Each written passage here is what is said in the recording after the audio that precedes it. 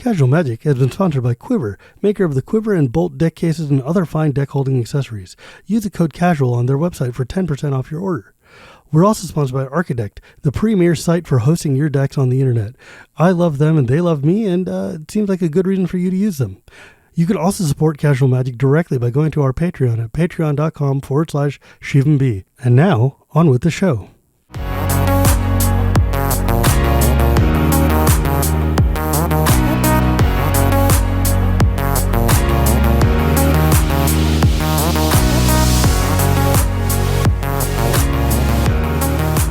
Hello and welcome to Casual Magic, the show where we talk about the fun side of Magic the Gathering. My name is Shivam, and Casual Magic is brought to you by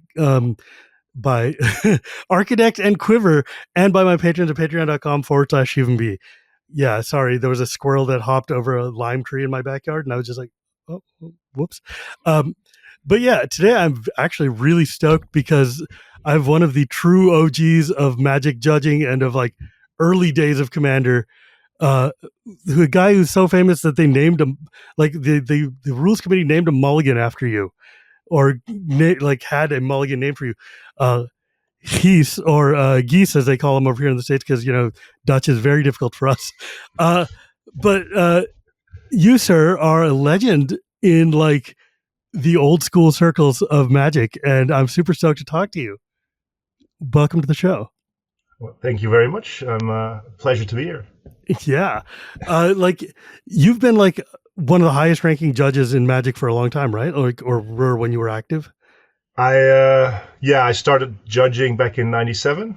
And then I can talk hours on end about my judging history, but basically, oh man, we're here for it.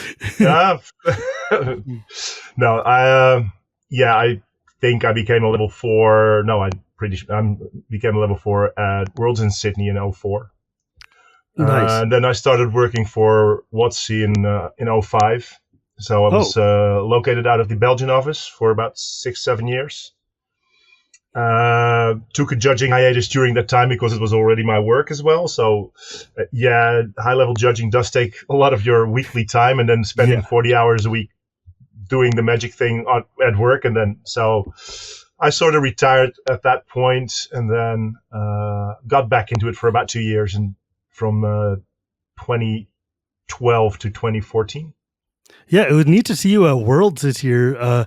Like, were you just like guest visiting as a judge or helping out? Or? No, well, you just talked about Amsterdam, and that's of course just my backyard. And it was like, last year in Barcelona, me and my wife were on holiday in Spain, and Jaap, good friend of mine, also well known in the judging circles, has also a house insanely tall. Yeah, I'm the shorter of the two, that's for sure. No, Jaap owns a house in that region as well, a summer house. So, cool.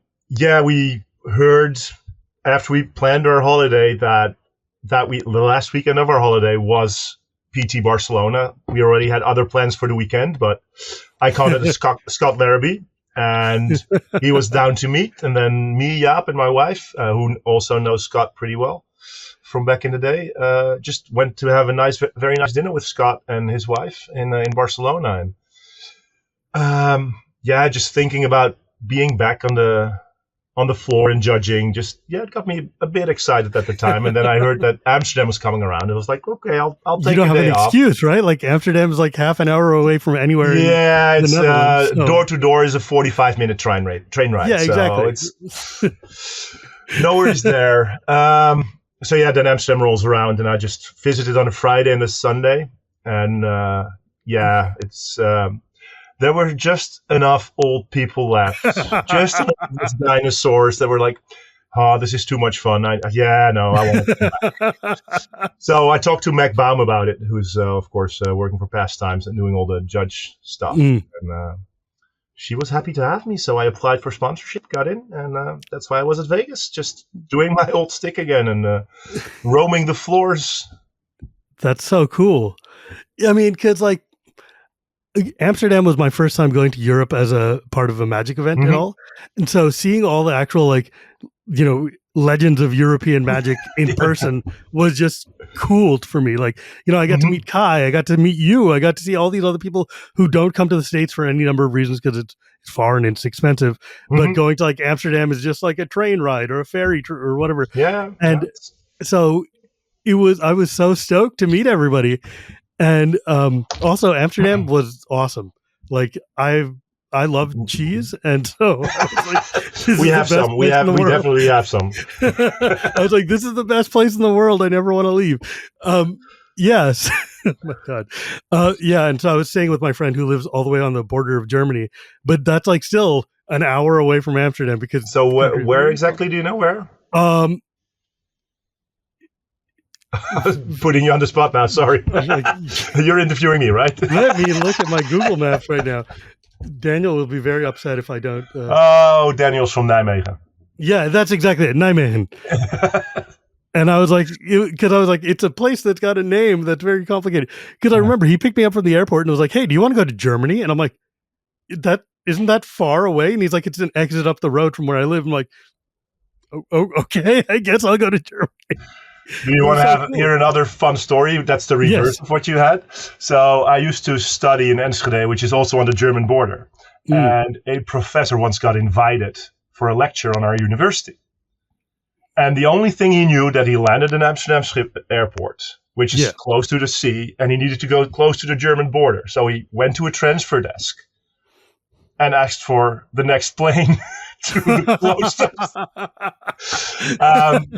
And back in the day, Enschede had some form of airport, so he had a 6-hour wait for a 20-minute plane ride, which would have been a 2-hour train ride. Yeah, I was stunned at how you can get anywhere in that country on a train like instantaneously, and they're all it's so small. I mean, I live in California. It's very, very large. So everything is very far away from here. So the idea of everything being compact and just being like, oh, I could just go to the capital in an hour and it's not a big deal is wild. So I told you I used to work out of the Belgian office. Yeah. What did you do there? I also play volleyball. I once played 2 volleyball matches with 5-hour starting time difference in 2 different countries.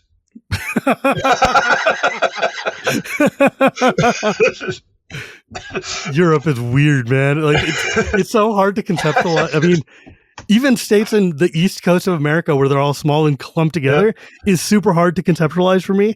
But the idea that I can just go 10 minutes and be in like Belgium or be in like, Germany or whatever. It's like, what? The drive to Belgium was 2 hours for me. So so you just drove to work every day?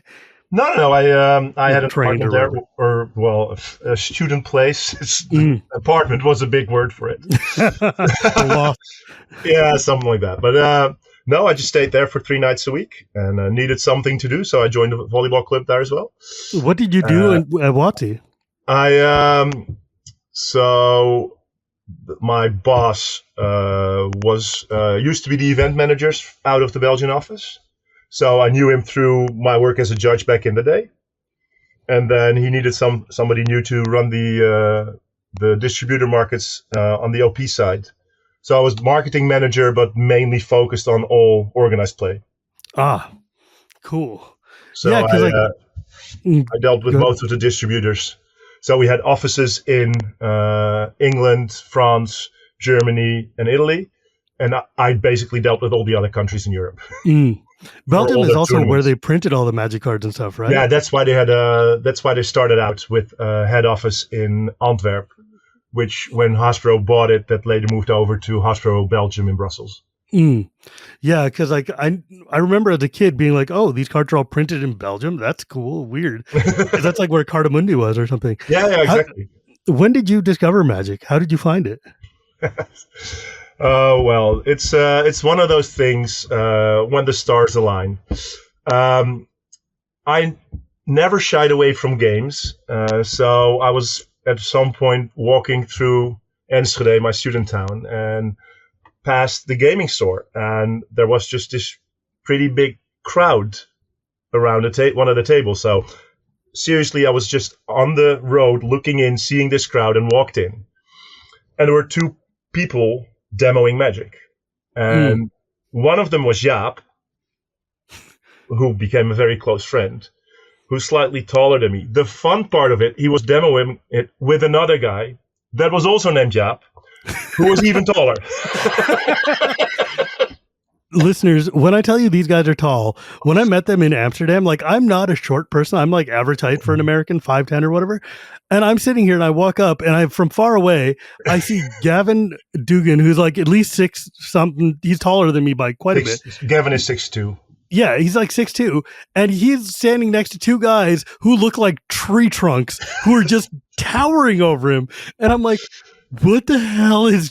And when I got over there, I'm just looking up because, like, my head doesn't even come to your shoulders or whatever. It's one of those things, right? Yeah, like Dutch people are all very famous tall. for in the Netherlands. So yeah, that and speed skating. It's like you're all very, very tall, and there's a lot of speed skating. But yeah, like, because one of the when did you meet Sheldon? Do you know? Or like, because I know you've been part of like Commander and like that crew for a very long time. Let's circle back because I didn't answer your question yet. So that'll tie into everything else. Yeah. So Jaap and Jaap were demoing, but they were also already organizing tournaments in Enschede. So every month they were already organizing, and this was March or February '96, I would say, or something. So, and then through that little group of organizers, I just basically joined them. I used to live on campus, one of the few campuses back in the day in the Netherlands. And we had very fast internet. So they wanted to run a website. So I got in because I had a computer that was constantly on running Linux. So of course you can run your website on my computer. That's how I joined the organizing group in Enschede. And from there on, 90s. Yeah, from there on it was, we basically had a group of 5 people, I would say. And so we had a monthly tournament. So you were like 2 out of the 5 tournaments, you were expected to be there as part of the organizing team. And the other, you were free to do what you wanted. Like if you had something else to do, fine. But of course, most of the time we wanted to play as well. Exactly. So that's how we slowly got into things. Then in 97, there was the first GP in Amsterdam. Of course, Magic is not like my full-time hobby. This is not it's a hobby, but volleyball was more important to me at the time, which is weird to think about if you look at my journey, but it was. Or even directly behind you. Yeah, fair. So I had a match on Saturday, so I decided not to go to that GP in Amsterdam and just go there for the Sunday.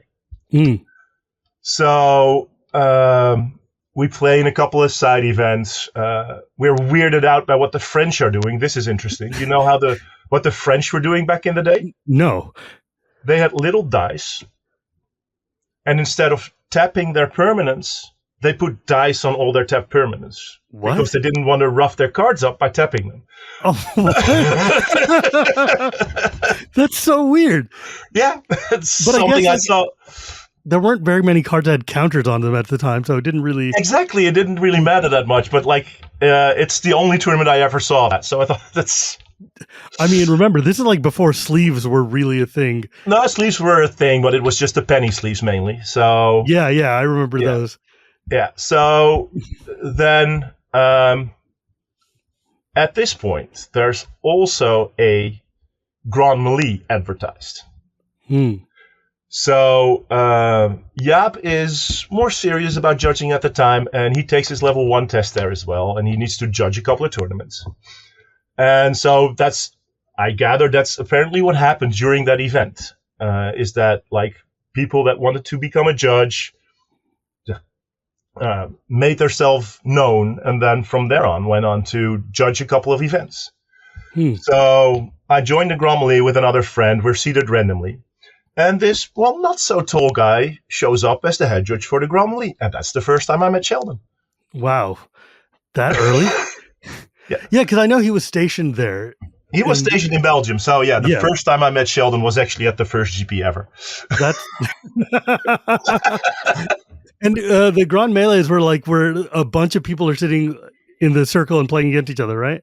Yes, it's 30 people. We were about 30 people, and he actually DQ'd 2 people because they were cheating. Man, Sheldon could see him a mile away. It just... well, at the time, he maybe not as much as he did in the later years, but it was pretty obvious.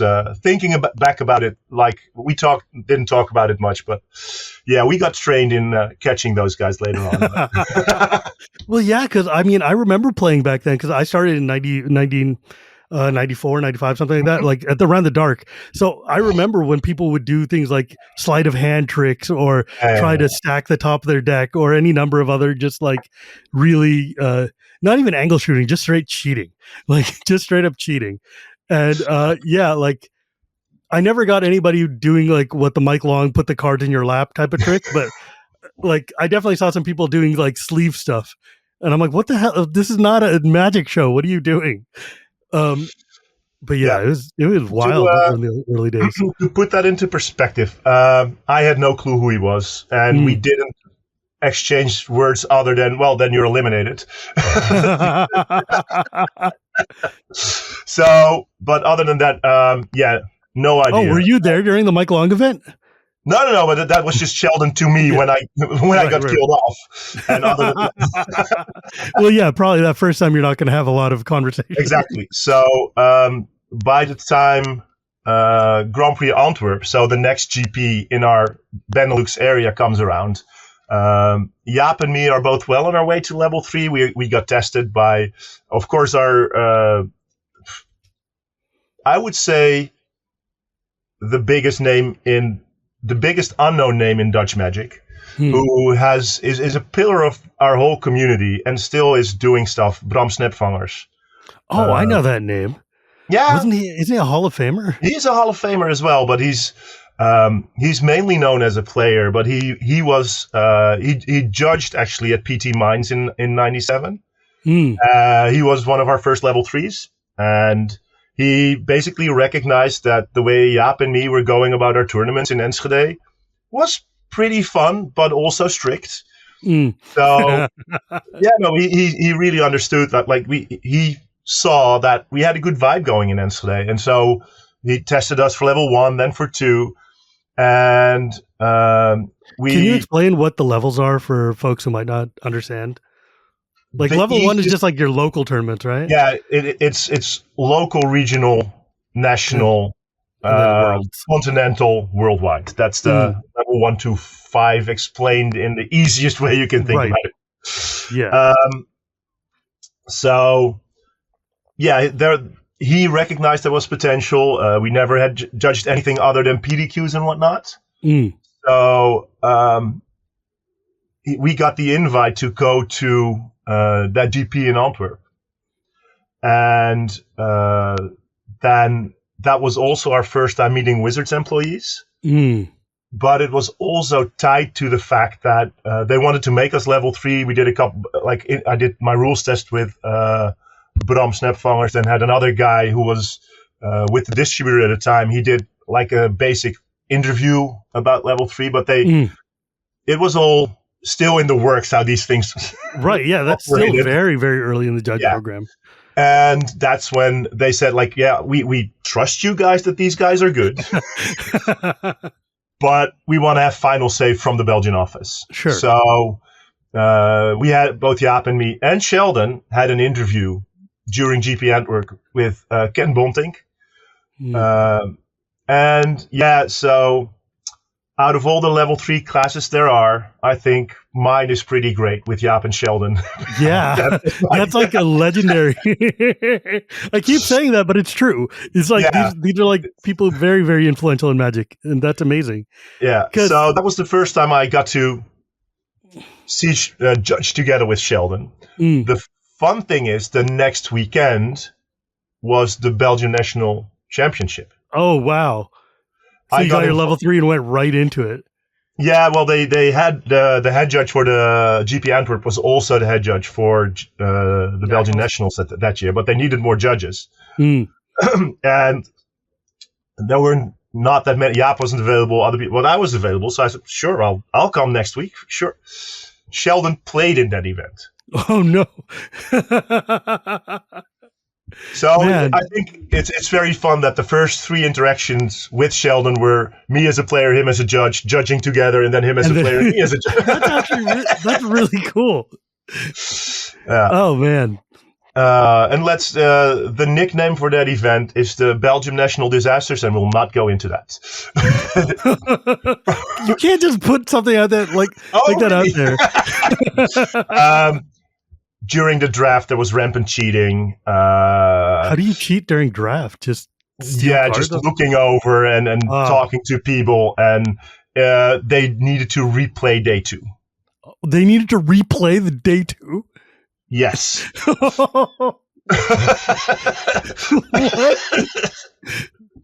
That is. Do you mean that was enough just shenanigans that you had to just cancel? That's impossible to imagine these days because like tournaments are so big, and just like what? No, that's it. That like the best solution for everybody was just to replay that day, scratch it, and redo the draft and do everything. Oh my god! And then they needed to have it like the venue was just not like it had for the finals, like the final day of national championship, having tables cramped into a warehouse in different rooms, and like I said, it was a wild, wild west back then, man. it definitely was.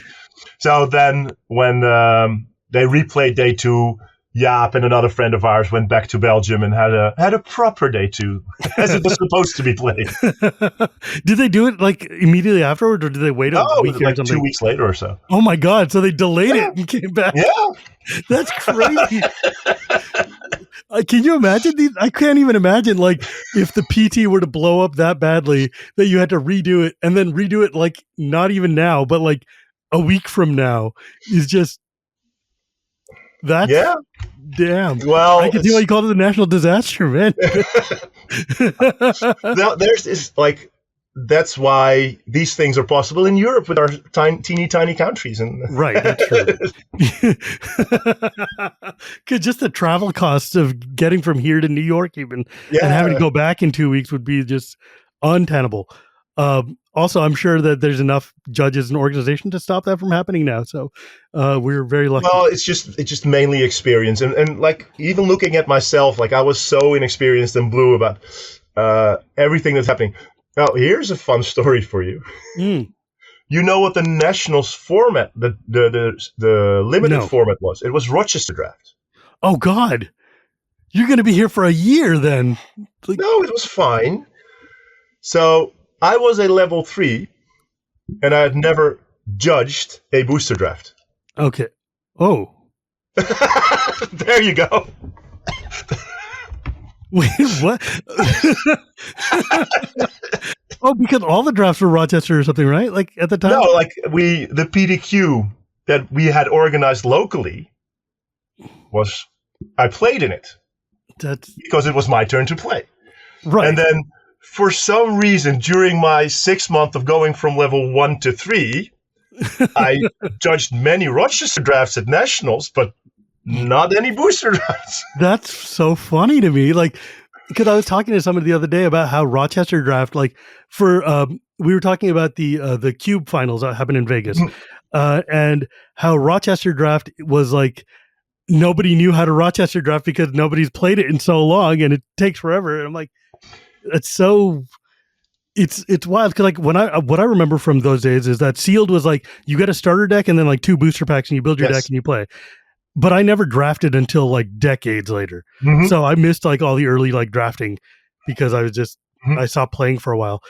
But God, the idea of like, I mean, even just Rochester draft at a tournament scale seems so daunting just because there's going to be like 8 different tables of people Rochestering or something.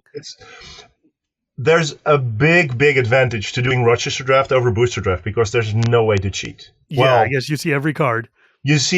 So I mean, you can collude, I guess, kind of. But you can collude, like Sweden in Pro Tourneys. It's easy to. Do you know this story? No, I don't. Okay, so Svi, Mousewitch, wanted to force white.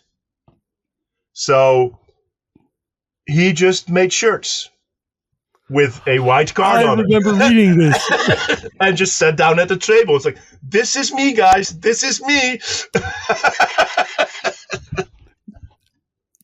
I mean, like, that's so, like, is that cheating? Is that angle shooting? What is that? No, like, he checked with all the authorities beforehand, and I was... Yeah, it's just like, I guess. Yeah, that's funny. So, yeah, like, in that aspect, I love Rochester Draft because it's, like, all the important bombs that all your opponents have. It's just very memory intensive. You got to, like, hold 8 decks in your head. And that's no, you don't need to hold the whole decks in your head. Just the bombs. I guess you need to know the person you're going to be playing against first. Then, like, if anybody picks up something really crazy, exactly that. And format for European Championships in Brussels that year, Rochester Draft. So it wasn't until like 4 or 5 months after I got my level 3 that I first judged the booster draft. At least booster draft is not that hard. You're like, count your cards. You have 15 seconds to put plump. Okay, move on. Man, that's so much fun. So when did you get into EDH, or when did you find out about EDH, I guess? Or early commander, I don't know how it happened, but I became a official level 5 just after Worlds in San Francisco, which I had judged. Because then we started the new judge orders, basically. Wait, was that Worlds in 2004? Yeah. I was there. Because I live in San Francisco, so I was visiting and I was watching it from the side. And I remember seeing the finals from like the fence and things. Mm-hmm. It was very cool. Yeah. So at the time, the judge program was very weird because Jeff Donay was still working at WotC. And he was the only level 5 judge, but never judged anything. Was he just organizationally boss or something? Exactly. Like that? And then you had all the level 4 judges that were basically judging everything. So we said, like, it's just weird that the level 5 judge doesn't do the thing that their title says that they should be doing. So Andy Hacht had just gotten judge manager, and we, like me and a couple of the other level 4s, had talked to Andy extensively about, like, there should be something else. This is not the way to go. And so I convinced Andy to make me level 5. That's basically Yeah, because like level 5 is like effectively running the judge program globally, right? Like but how we saw it, and we were much more on like also the tournament organizational scale. Like the responsibilities of a PT are so different from the responsibilities on a GP. So basically you go up from level 3s are responsible for nationals, then level 4s are the head judges of your GPs, and then your level 5s will be the head judges of your PTs at the time. Right. So that made the most sense, but there was not that the borders were very vague, and we wanted to clear that up at the time. So that's. I know that Sheldon was also level 5. Yeah. And you were a level 5. Like, there haven't been very many level 5s, right? Like, it's a very small number. Yeah. Yeah, because, like, obviously it's a pyramid. So, did Gavin ever make level 5? I think he did. Like, Gavin and Toby. Toby Elliott maybe was. Toby did, but Gavin, I think, was level 4. I don't think maybe? Gavin was. I mean, like I said, I lost contact basically with everything that was going on after 2014. So, I don't know exactly who was level 5 after me, but I know most of them. Right. So you were basically like level 5 in like 2004. And you said, when did you leave judging, or when did you stop? Yeah. Shortly afterwards, I changed focus. Worlds in San Francisco was end of the year, somewhere in 2004, and I started working for WotC in 05, in March 05. So I still did a couple of events that were planned. Then they needed a head judge for PTLA 05, so I had judged that. And after that, I only did European PT every year. I talked to my boss about it. Like, I would like to stay in touch and be very much on the knowing what's going on within the judge program, because we needed that as well. So that's why I had, like, in my contract it said like I could go to at least one European PT and a couple of GPs. That makes sense. At least keep your hands in the program. Yeah, exactly. Yeah, because, like, I mean, it's wild to think of, like, just how many. I mean, for instance, Scott Larrabee has been doing this for a very, very long time now, running the PT and running like kind of the organizational thing. You've probably worked with him for decades, and like just all the judges who are like very, very experienced have been there for so many years. And I don't know. I think people don't necessarily appreciate how important the judging program is to, like, not only Magic, but like even the existence of like Commander, because like you guys on your off time sit there and have to do something. So you're gonna. So that's the question. Sorry, I always take all these routes into questions. Dude, I love it. I'm here for stories. I love stories. Yes. Okay. So you asked when I started playing Commander or EDH back in the day, and so I had judged Worlds. New season starts, and that's where, I can't remember if it was. I think PT Philadelphia was first. No, PT Atlanta was first. So at some bulletin board, I have no clue where, some website somewhere, we all of a sudden had this thing where, as a judge, you needed to register your commander. So this was the first time I heard about this. So the idea was that every judge could claim one legendary creature as their commander. So whenever we would play after hours at the PT, you were sure that nobody else would have that same commander as you. And I think I was like the 25th name on that list. That's wild. Or something rather like that. So, yeah. Do you remember who your commander was? Yeah, it was Chromium. Nice. Because my first ever deck I built was a red-green deck and a Chromium deck, and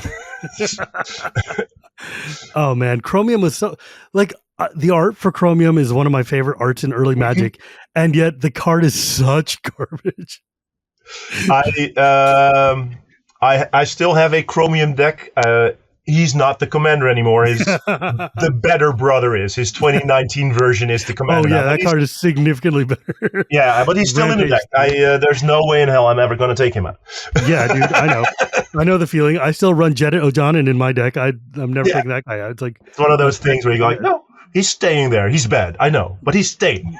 Yeah, it's like, it's not the point. This is why I play Magic. Shut up and leave me alone, right? Man. So, in Atlanta, I comboed out my first ever game of Commander.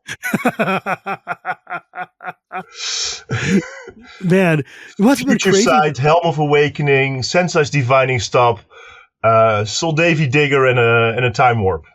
Means Jesus infinite. Christ. That sounds miserable. It was just a blue-white-black good stuff deck. So. Yeah. I mean, that's what Commander was for like decades. It's just like, these colors good, because like your legend was very rarely going to be doing anything. It's like not very good. Like all the legends from Legends were garbage. All the legends afterwards were like kind of medium. There's a couple of nice ones in Legends. There's a couple. Yeah, I mean a few. Like I did like a 5-hour podcast on that. So like we went every single legend in Legends. Oh, and nice. Yeah, there's like a handful that are good, and then there's like a bunch that are just like, if you have, like this 6/5 lets you tap for one blue mana or something, and after you pay 7 to cast it, and it's like, okay, great, I can ramp to my were they thinking? Right? Like, or like, yeah, I don't know. Some of them are great, and some of them are just like, this is surely a card that exists in Magic the Gathering. Oh my god. Yeah. I don't know. Awful. But I love it. So we played a couple of games, and then. But what was like your impression like when you first like saw it? Like, were you like, what are these guys doing with giant decks?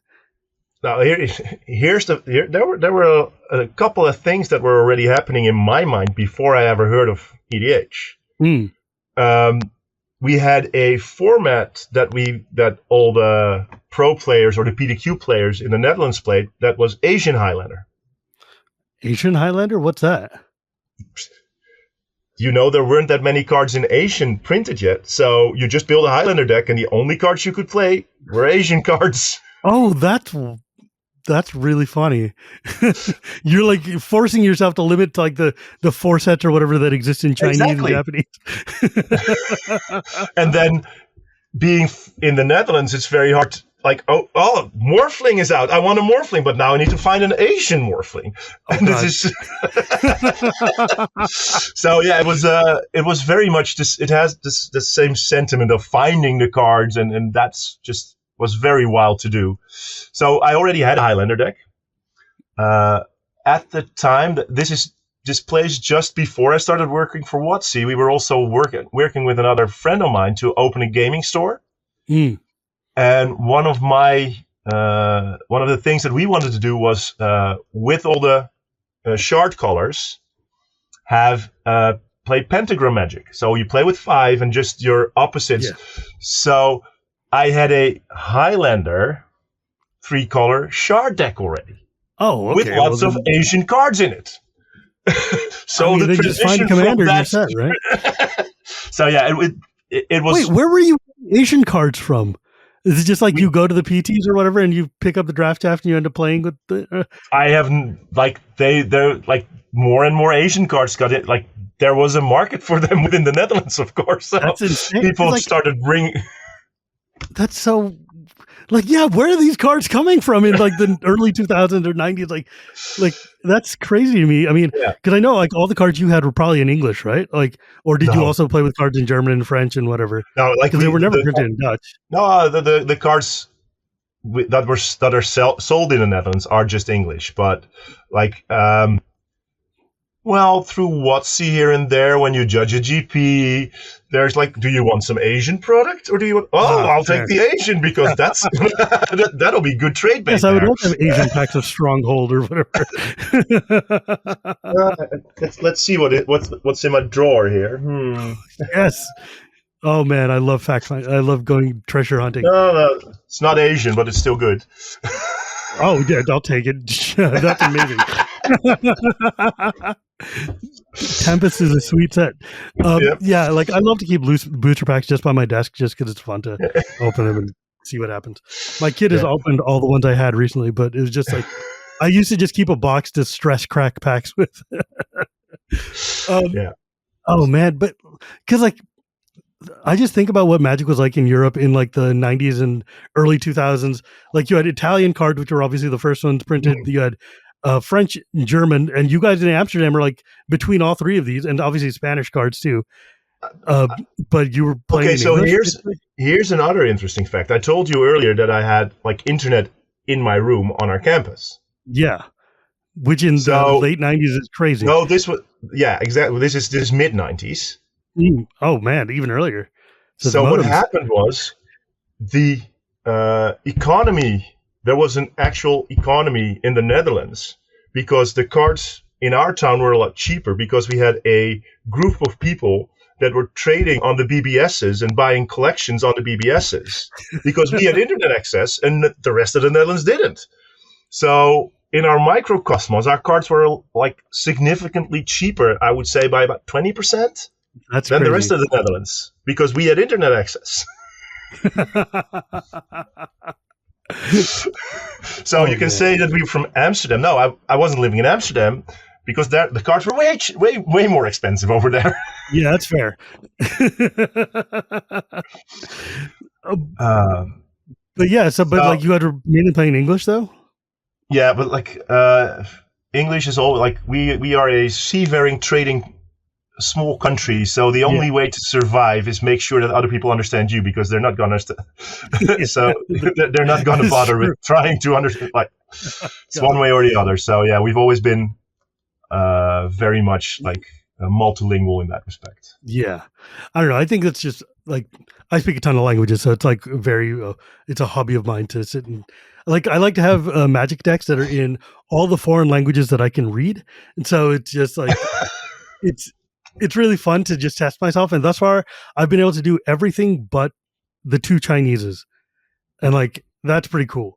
And then like eventually I kind of lose them, and now I'm down to like 4 or 5. But it's a neat party trick sometimes. Yeah, I can fully imagine that. Yeah. So, what was I asking?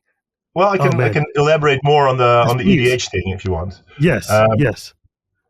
So that these PT stories in are Atlanta, great, by the way. I'm having a great time. Thank you very much.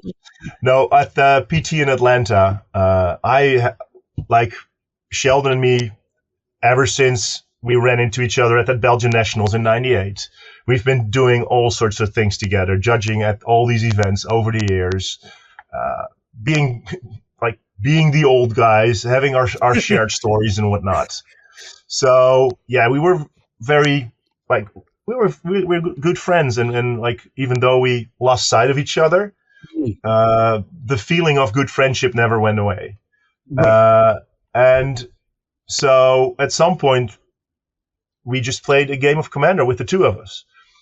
The life totals back in the day were a different beast altogether, because the rules for life was totally weird, wasn't it? No, it was 200 life divided by the number of players. Right, which is completely insane. So in a 2-player game, you start at 100 life. It totally makes sense. That's so... So then I doubled my life, copied that, so I was at 400.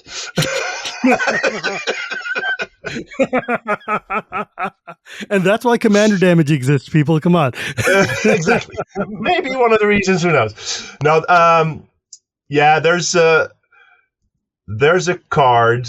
Of course, I forgot its name now because I didn't look it up beforehand.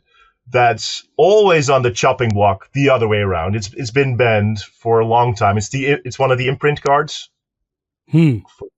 Gods, can't think of the name. I'm sorry, but it's the one where you can imprint a card, and in your upkeep it'll play one of the imprinted cards. That's God, dude, that's one of the cards that we've been talking about unbanning and banning for 1,000 years. Is that the one where you have like multiple cards banned? Oh no, wait, what is it? It's give me a second. I've got it right here. Just cut this out, please. Yeah, I'm like, Panoptic Mirror, right? Panoptic Mirror, exactly. Yeah. So in that game, I had a Panoptic Mirror with Vindicate and a Demonic Tutor on it. Oh, Jesus Christ. And I said, search for Time Warp? Imprint Time Warp? And he was like, yeah, this is not fun. Maybe that card needs to go. Yeah, Panoptic Mirror is a card that, for those of you guys who don't know at home, it's a 5-mana artifact with imprint X and tap. You may remove an instant or sorcery card with the convert mana X from your hand, and then at the beginning of your upkeep, you may copy an imprinted instant or sorcery card and play the copy without paying its mana cost. So you can imprint multiple cards on this, but then is like that's the one of the reasons why everybody's like, "Oh God, you should unban Panoptic Mirror." And I'm like, "Yeah, but the second you put a Time Warp on it, this is the most miserable card ever made." Exactly. So that game might have been one of the reasons. Demonic Tutor and Time Warp on a Panoptic Mirror. Well, it started out with Vindicate as well. So if he played anything useful, I would just go, "Oh no!" That's so annoying. Oh my God, that's so irritating. Yeah. He had to disenchant for it, and he won the game anyway. Good.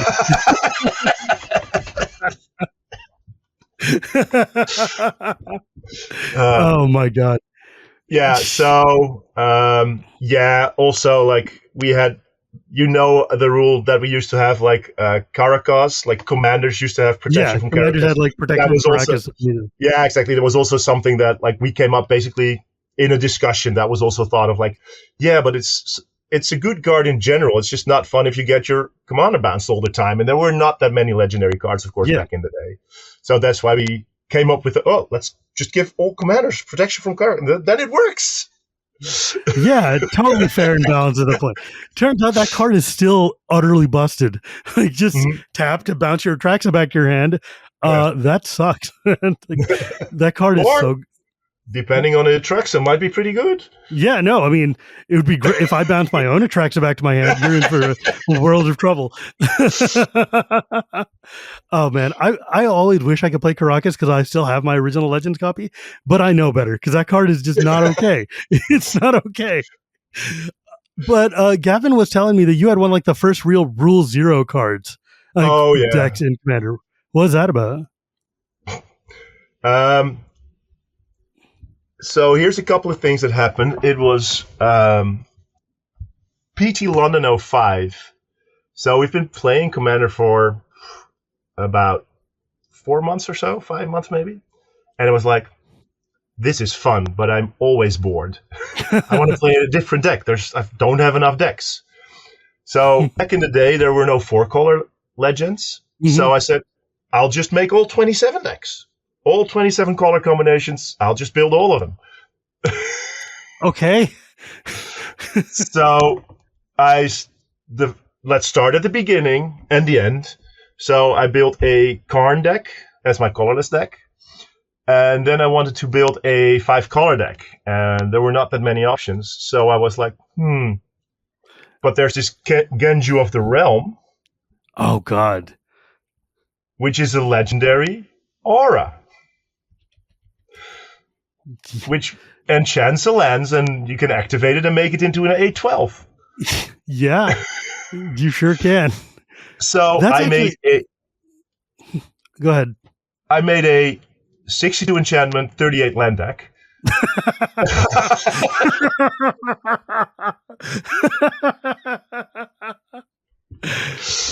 Okay, I love that, though. That's awesome. And I always ask my opponents, like, look, I want to play with this commander, and I had an Acroma on the it's like a backup. No Corona, yeah. So if that's not okay for you guys, I'll just flip it and use this as my commander. So that was the original Rule Zero debates.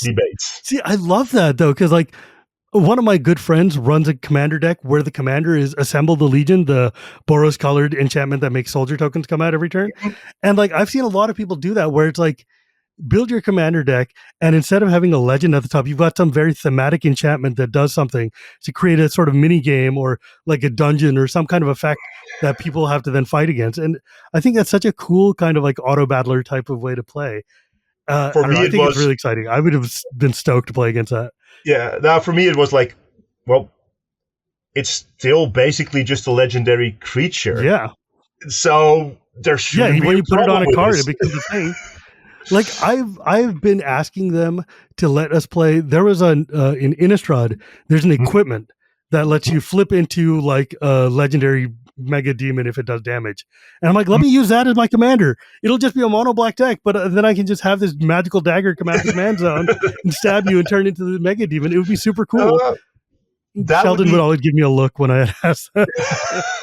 No, I think the whole idea of it could be a creature on the front or the back. Yeah. That might work.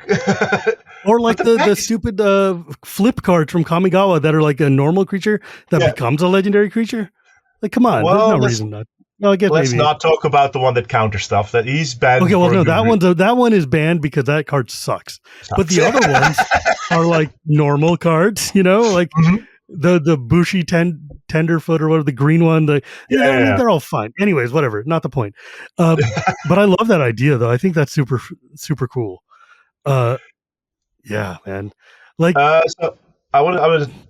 Maybe this explains something about me and who I am. Like, our tournaments in Enschede were getting bigger, and we needed to run things more professionally. And looking back on it, that was definitely something that we needed to do and that we wanted to do. And then Jaap has always been the very planning guy. I don't know the correct English term for it, but he was always the guy that was he would always have backup plans for everything. And my strong suit is improvisation. So, and when he said that to me the first time, like, yeah, we need to be more professional, I was like, but it needs to be fun. And it's not to say that Jaap didn't want to have fun. Don't get me wrong. He does love his fun, but he was specifically for the tournaments. He was always he wanted to better himself and make the tournaments better for everybody. And that was just not something that was on my radar specifically at the time. So when you play Commander game, and sometimes it just happens that you just draw a couple of not that fun hands in a row. And so the general rule is, of course, you take your mulligan and just draw 7 again. Yeah. But I just got bored of shuffling, Yeah, especially with a 100-card deck, it's just irritating after a while. Yeah, to make sure that, like, okay, so I don't want these 7, so I need to shuffle them, make everything random again, and then I need to redraw my 7. Oh, they're not good either. And then do that 3-4 times because, sometimes that just happens. And I'm there for the fun game. I'm not there to win per se. I mean, I do enjoy winning, don't get me wrong, but so, that's when I, at some point, just came up with, like, let's just shortcut the shuffling thing and just take the first 7 that you want and just put everything else aside that you don't want and then just shuffle once and be done with it. Yeah. I use that mulligan now all the time because I tell people this. I'm like, look, we're playing 100 card. It's casual. Yes, winning, whatever. But like, there's nothing on the table. There's no stakes. Just take the next 7. And then when you find a hand you want to keep, shuffle the rest back in and call it a day. It's like so much quicker. It's so much. It gets you to the fun sooner. Who doesn't want that? It's fantastic. And especially for kitchen table style Magic, I love it so much. And I remember when I joined the Commander Advisory Group and I was talking to them and they were telling me about the Gees Mulligan. And I was like, what the hell is this? And there's like, why isn't this just the rule? This is the best rule. And they're like, yeah, well, cheating. And you want people who, I'm like, I don't know. This is a Commander. Yeah. Relax. It's fun. Come on. Yeah. People in stores always have different ideas on these kind of things. So and then there's like CDH and there's tournament. I'm like, okay, fine, whatever. But if you're playing with me, I always recommend people use it because I'm like, I just want to play. I don't want to watch you not play. We didn't come here to watch you just draw a card, sigh, and say go, right? Like, I want you to play. Exactly. Yeah. Just find a card you can play with and let's go. Move on. It's the memorable. Awesome. It's the memorable plays, even if somebody else makes them, that are just that much more fun. One of the most memorable things I've ever had happen in a game of Commander was early in pandemic. Me and Sheldon were playing with 2 members of some EDH Discord that had invited us on to do a stream. And Sheldon's got like his table there.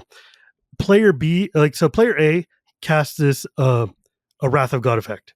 Player B had a card that he had foretold, and he flips it over and says, when this card is revealed, all of my creatures phase out and then, come back into play. And Sheldon was player 3. So player B reveals his card. It's like, haha, I'm saving my creature. And Sheldon's like, in response, Reigns of Power, switch your table and my table so that my creatures get phased out and your creatures die and they come back and I have my full table. And I'm just like, what the hell kind of insane play is that? That's so... Yeah, it's so, moments like so that that will just stick with you forever. Oh my god, yeah, it was on the. It was just such a good. Like my creatures got blown out, so I was like, but I've never seen anything like that. And I was like, that is the funniest play I've ever seen. That's so good.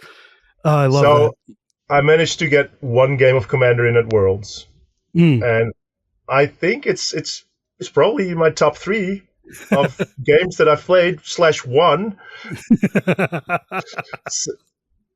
I need to tell this because it was just so amazing.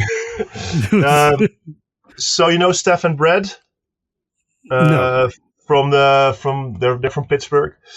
So yeah, Stefan. So I got to know them through the weekend in Vegas, and like I've been playing with Scott and Toby for so long that we really wanted to get a game in. So on the Saturday night, it was finally happening.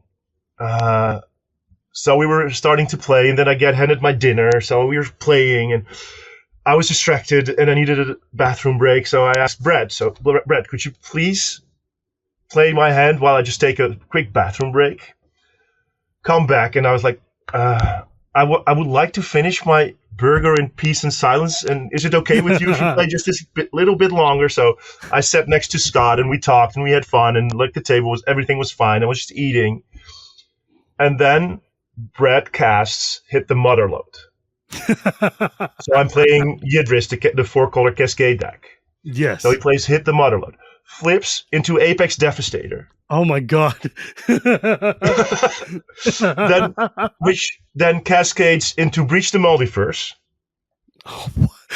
The Sultai Ultimatum. And Mind's Desire. What the hell?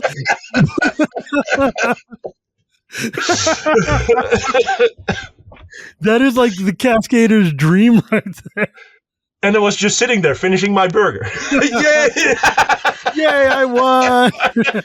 And I have food. God, that reminds me of like, I was playing a game at the first Command Fest in Seattle against a friend of mine. They cast Villainous Wealth on me and hit my Mind's Desire, which then went and exploded. I'm like, yeah, all right, fine. Let's just scoop them up. Next game. Good times. Let's go. That's awesome, man. Yeah. Wow. This is great. I feel like I could ask you more questions for stories for like another year. Like we could keep going forever. I'm glad. Are you going to try to like just volunteer at more events or at least come back and hang out? Yeah, I got that bug again. So isn't it nice to just see everybody and just be like, look, it's all my friends and people I have to tell that they're cheating?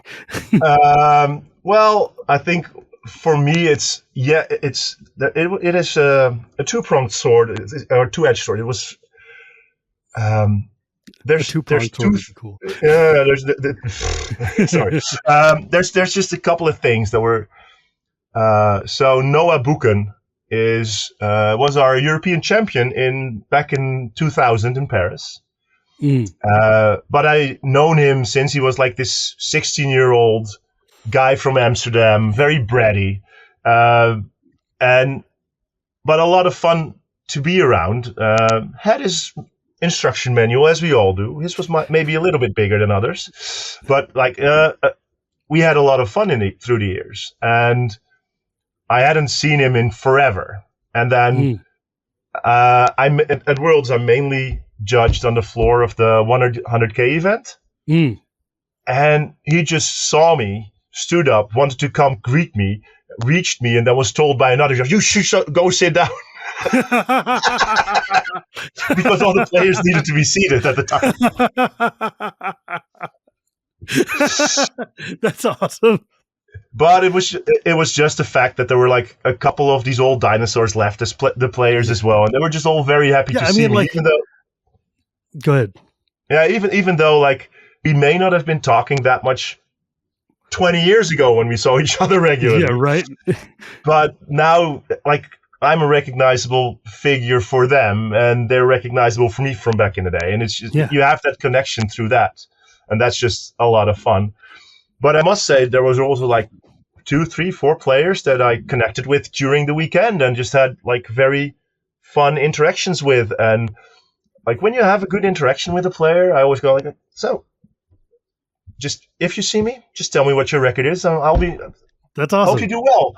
And it's fun then to have them come back a couple of times and you chat with them, you get to know them a bit. And yeah, I really enjoy just that social aspect of being back on the floor and just getting to meet new people. And like all the 95% of the judges were new, of course.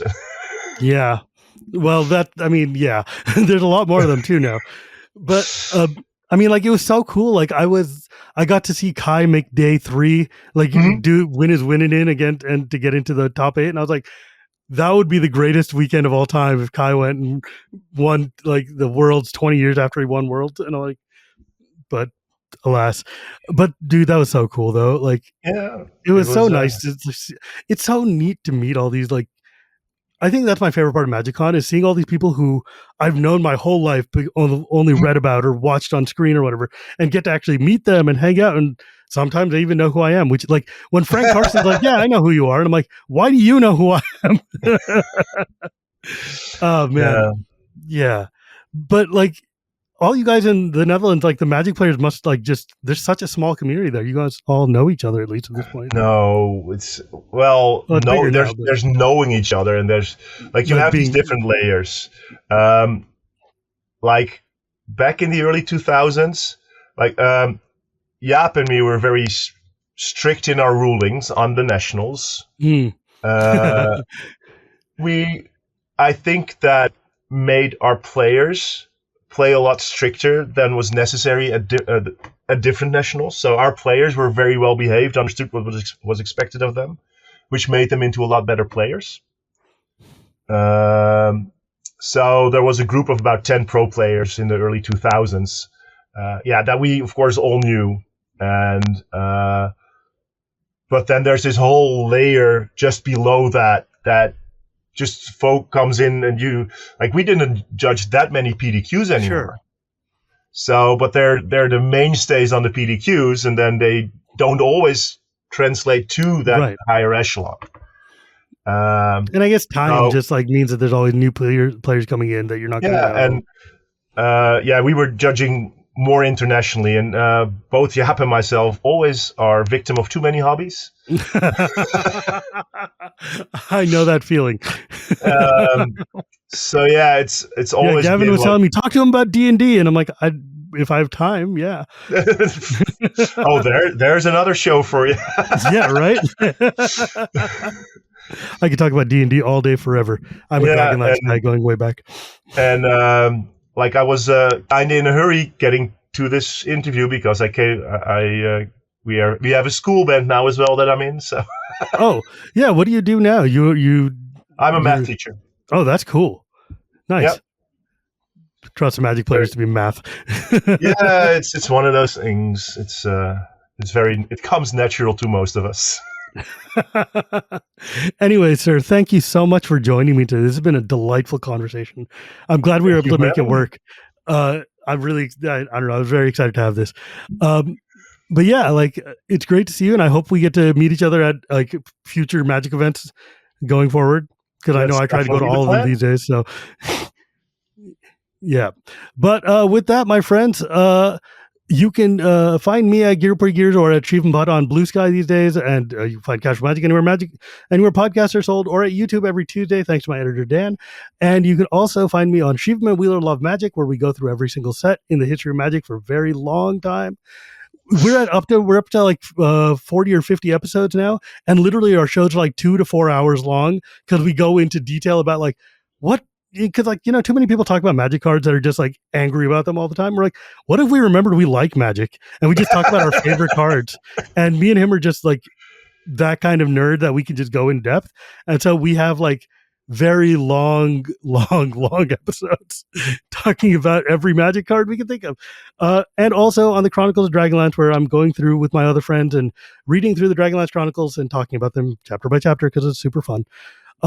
But with that, my friends, it's not Magic without the Gathering, and we'll see you next time.